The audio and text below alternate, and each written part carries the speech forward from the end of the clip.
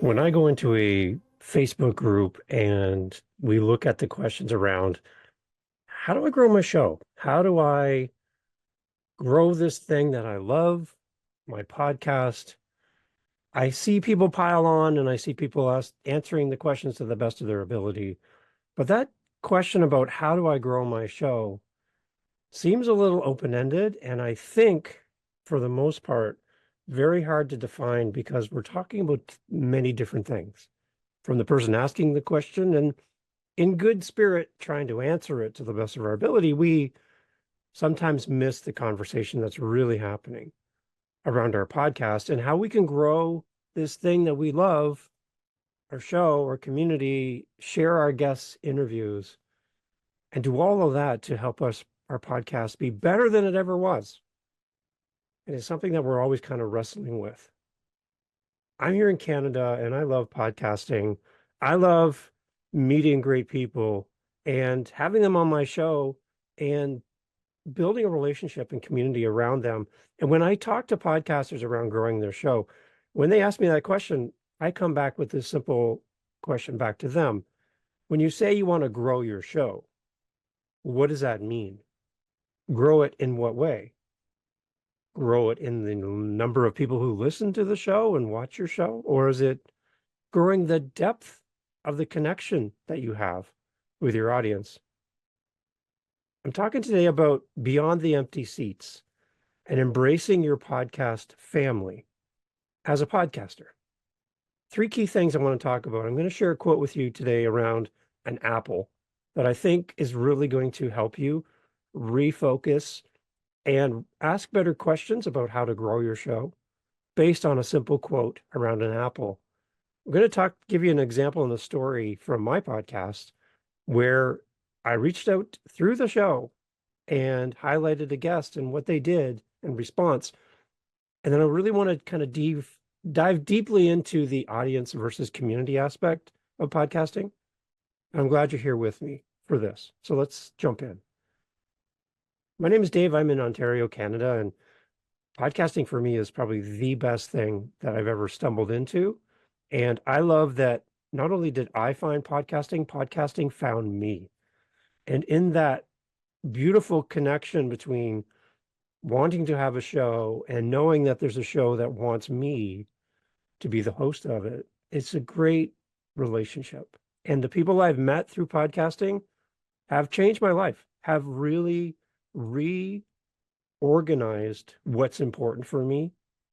And when I go into these Facebook group rooms, the one thing that I really see is a lot of people struggling around growing their podcast.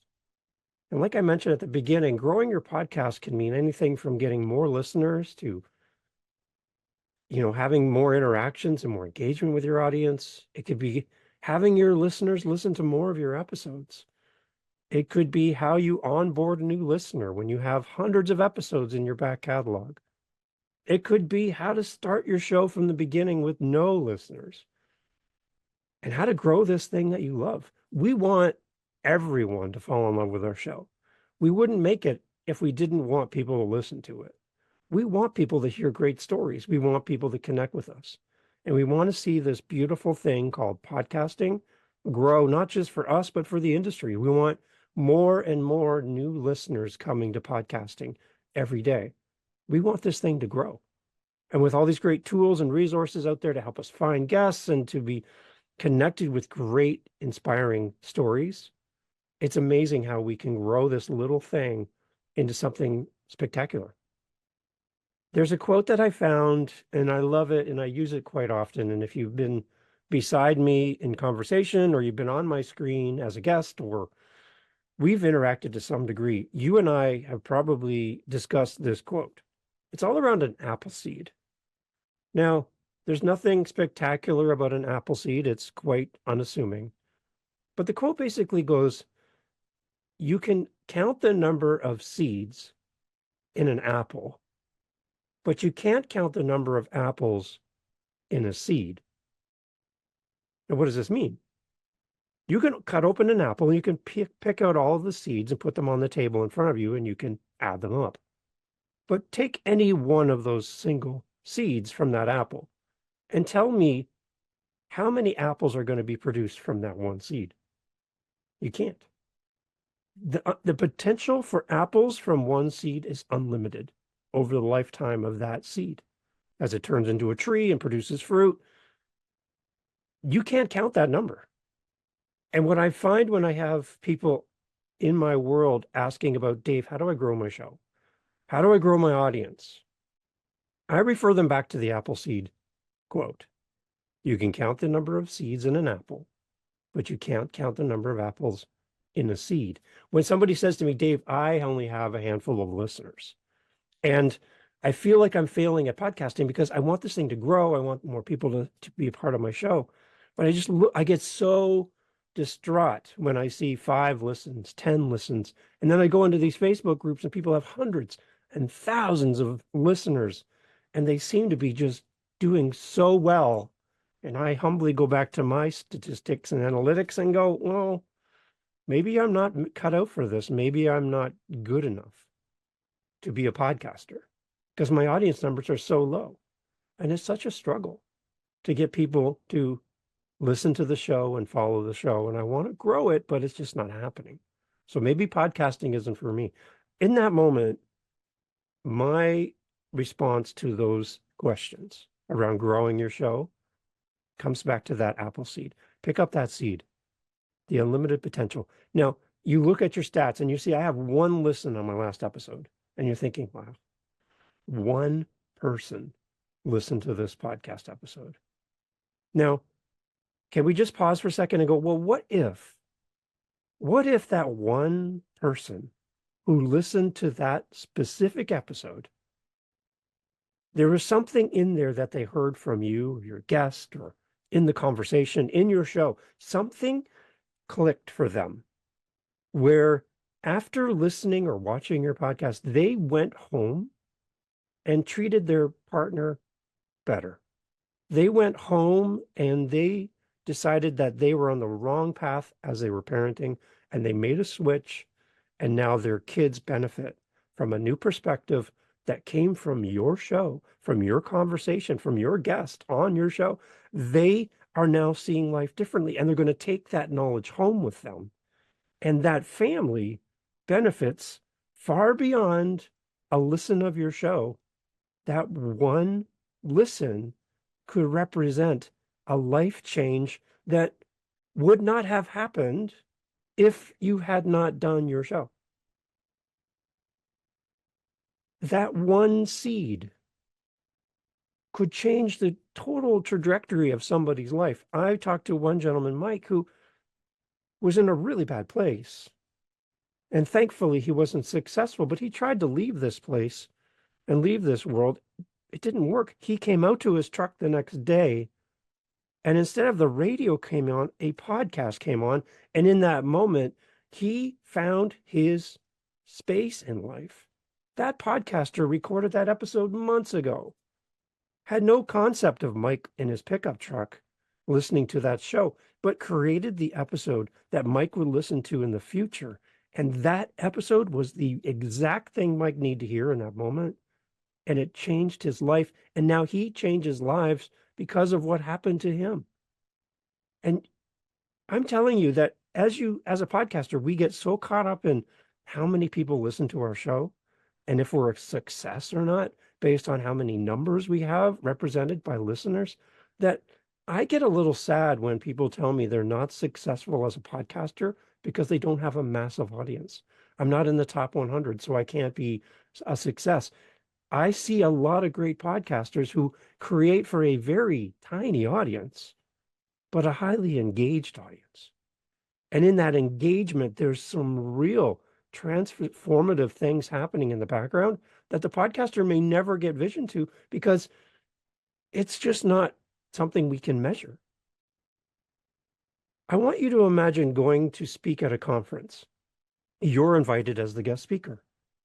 They introduce you.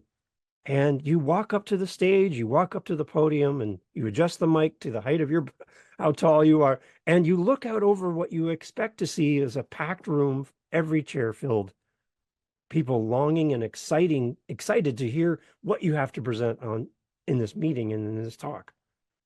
But to your horror, You look out and you see more empty chairs than you see people.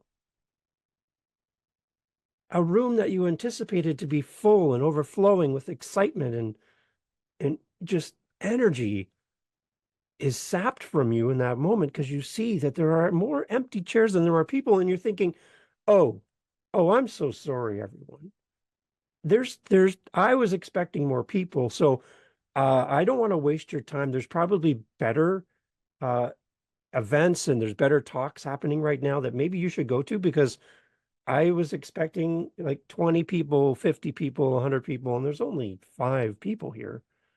I'm sorry for I am embarrassed. I am wasting your time. I'm going to dismiss you, and then you guys can go find something a little bit more engaging than this, because apparently there's nobody here.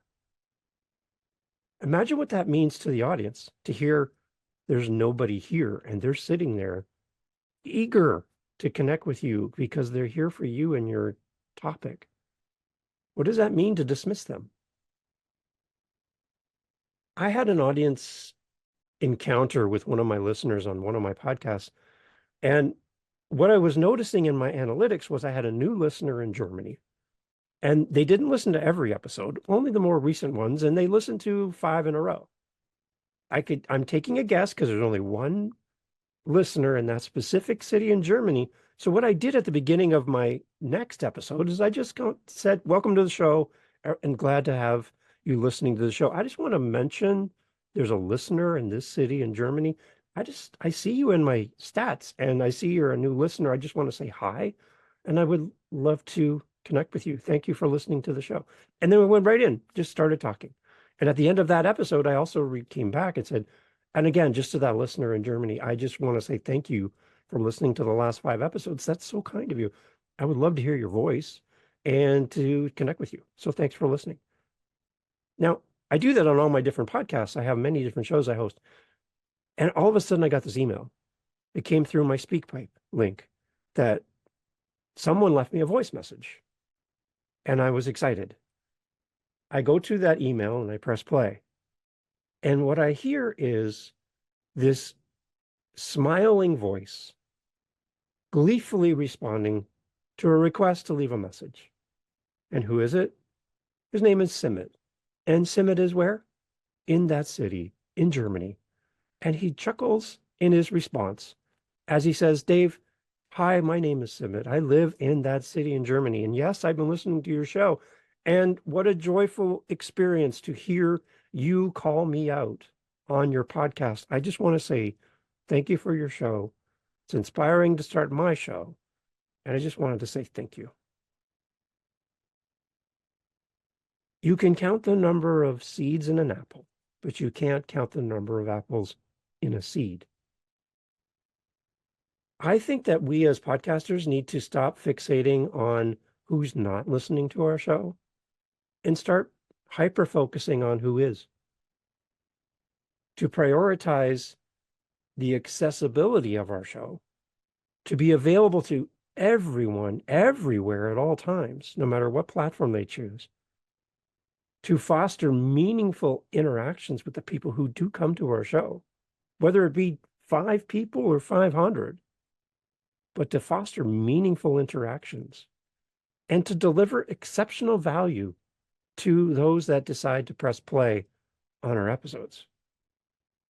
One listener or viewer of our podcast, deeply influenced by our story, by the stories of our guests, by our podcast as a show, could ignite a ripple effect of inspiration and learning, of change that reaches far beyond a listener. And it's all because of your show. So when somebody says to me, Dave, I want to grow my show, but I'm so disappointed on how many people are not listening to my podcast, I'm asking you today to refocus your attention on what it means to grow your show. Yes, again, I agree. The more people who listen to our show, the more people who will be helped, the more people we can reach, the more lives we can change. Completely understand. And that's exactly what I want for my show. But it's not my focus. My focus is those who do press play, those who do choose my podcast over all of the other great podcasts in the world? And how can I build relationship with them? So instead of saying, Dave, I want to grow my show and leaving it at that, I want you to fill it in a little bit more the next time you ask this question. And I want you to say, Dave, I want to grow the depth of my show. Great. That's something we can work on. So as a new listener comes to your podcast and you have 10 episodes, they start on episode 10 and they continue from 10 forward. They never go back. To grow the depth of your show simply means I would love for you as a new listener joining this in progress to go back to the beginning and catch up on all of these great episodes. Now imagine you have 500 episodes and you send somebody, a new listener, back into your catalog and they listen to 500 of your past episodes. That's growing your audience. That's growing the depth of your connection in your community. What about growing the depth of your connection with the listener beyond a number? And now you have the name of Simit in Germany. To understand the name of the person who listens to your show could actually replace this whole avatar idea that you had to create the show. You no longer need to leverage that as much because now you actually have a name that you can say, I know who listens to my show by name. I know where they live, who they are. I've had a conversation with them. I've heard their voice. I've read their emails. The depth of your audience could be a growth opportunity. And if you're saying, but maybe my audience isn't growing the way I want numerically, what if you don't have a growth problem? You have a retention problem. People come to your show, but they don't stay. What if you were able to keep people longer so that every time you have a new listener, your audience grows over time? What if you have 5 new listeners come in and 5 listeners leave? That number is going to stay the same all the time, but there's a transaction happening that you need to address. So when you say, I want to grow my show, I want you to be very clear on what you mean by grow your show. As you go into Facebook groups, as you ask the experts, understand what you want to grow about your show beyond the number. And realize that whether you have 5 listens or 500 listens, whether you have 10 people or 10,000, your job as a podcaster is to connect and to focus on the people you have instead of the empty seats representing the people who haven't found you yet. Those seats will fill up over time as you continue to show up, as you continue to give your podcast in an accessible way to everyone, as you foster meaningful interactions with your community and deliver exceptional content that people can't find anywhere else because it only can come from you. As you build that, understand that you can count the number of seeds in an apple, but you can't count the number of apples in a seed. It's not always about audience. It's about community. Beyond the empty seats, I need you to embrace your podcast this week and embrace your podcast family. And thank you for listening to this. And thank you for participating in this podcast.